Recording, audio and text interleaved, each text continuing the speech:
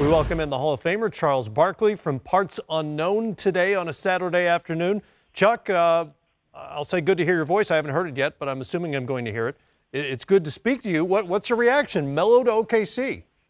First of all, you guys know how to screw up a Saturday afternoon on the golf course. Blame the Knicks. Whoa. Blame the Knicks and OKC. That's not our fault, Charles. I was having fun with my kids. Okay. Listen, man. I think it's a good trade for the Knicks. I'm a big Cantor fan. I like McDermott coming off the bench, but I think I like Cantor. I think he's one of the best low post scorers in the league. I think he gets a bad rap because people say he's not a great defender. There are been a lot of great players who haven't been great defenders, but he can flat out score.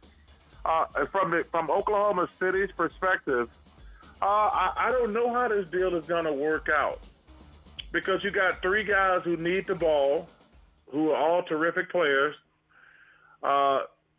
But I think the biggest thing that I will be concerned, how much noise is there going to be around this team? Because everybody in the room know Paul George is probably going to leave after 1 year. And, that's been one of the things that's really been problematic for the NBA the last X amount of years. Like, all next year is going to talk about is LeBron leaving Cleveland. That's going to be the big elephant in the room. So I don't know how Westbrook, George, and Carmelo are going to work together. Carmelo's an offensive player, but the ball is going to be in Russell's and Paul George's hands. And if Paul George is going to be fully invested or he just wasting time until he leaves to go to L.A., I think that's a big deal. But like I say, from the Knicks perspective, I think they got a good player. But, man, this Oklahoma City thing, they got a lot of talent on paper, but there's a lot of question marks. Well, Chuck, let me throw the counter argument at you in terms of Melo. We've seen him so good as a catch-and-shoot kind of player for USA basketball over the years. At the age of 33, at this point, obviously wanting to be on a contender, chasing a championship, don't you think he'd be more amenable to that sort of role? That's a good question. You got to understand something. First of all, Russell Westbrook hasn't signed his deal yet. So you got to factor that in also. I mean, I'm surprised Russell hasn't signed his deal. Like I say, the big elephant in the room is Paul George. But are they as good as the Rockets or the Warriors? I don't know the answer to that question. But I will tell you this. In a 7-game series, you're going to probably have to score, which the Warriors can do, and probably the Rockets. You're going to have to score at least 115 points. Man, I just want to give a guy a compliment. Sam Presti, to me, might be the best GM in the NBA. The stuff he has done the last few years, number one, obviously getting Westbrook and those guys and Durant and Ibaka and everybody. But even when he loses to Durant, he makes a situation as best as he can. Then he goes out this summer and gets Paul George. Now he gets Carmelo. Sam Presti might be the best GM because he gets really good players, and he don't give up a lot. I mean, he does a fantastic job. And, Charles, I'm going to stick with that theme.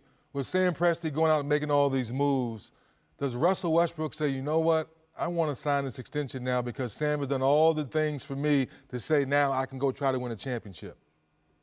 Man, I hope Russell stays there because Sam has done everything within his powers. I mean, think about it. There's not a single person who thought Paul George was going to end up there. There's not a single person who thought Carmelo was going to end up there. I take my hat off to the Oklahoma City Thunder. They've done everything humanly possible to give Russell so he wasn't a one-man band. And they still have Steven Adams, who I think is probably one of the most underrated players in the NBA.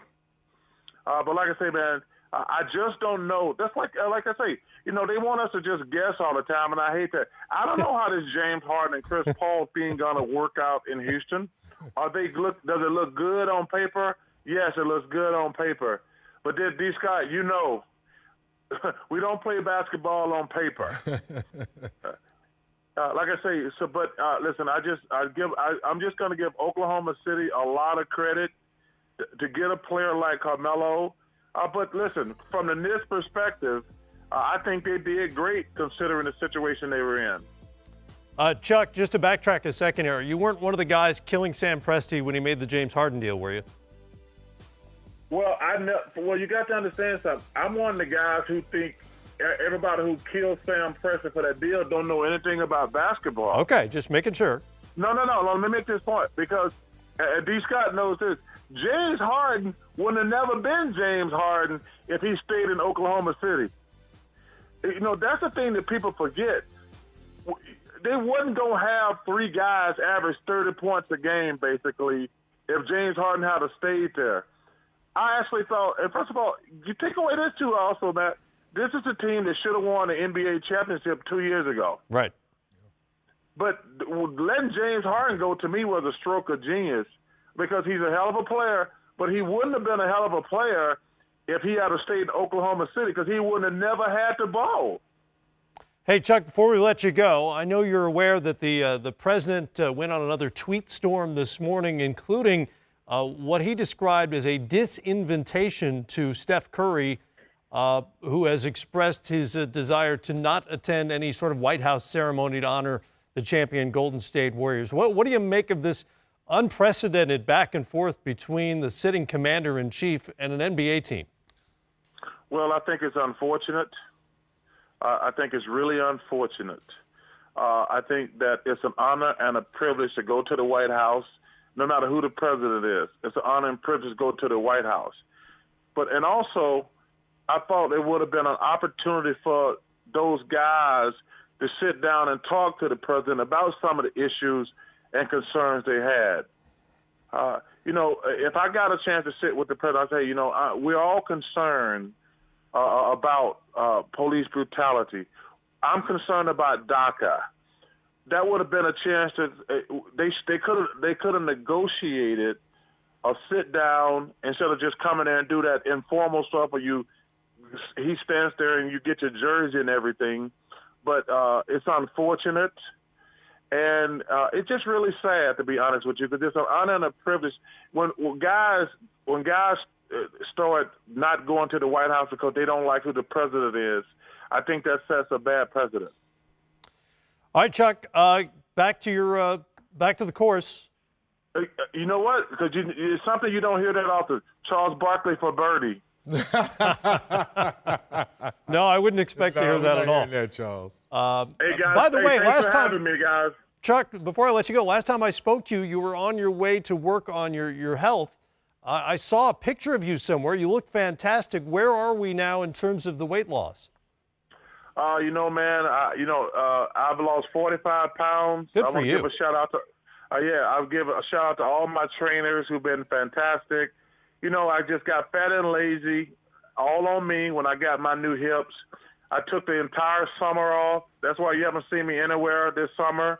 I've been working on my trainer 5 or 6 hours a day, and I'm down 45 pounds, and I feel great. But I'm not going to get fat again either. That's the main thing. Well, good for you. Continued good health. Great to talk to you. Take care of those hips. No dance floor. No dance floor. Leave those hips alone now. Hey, listen, you don't have to worry about that. All right, Charles Barkley with us.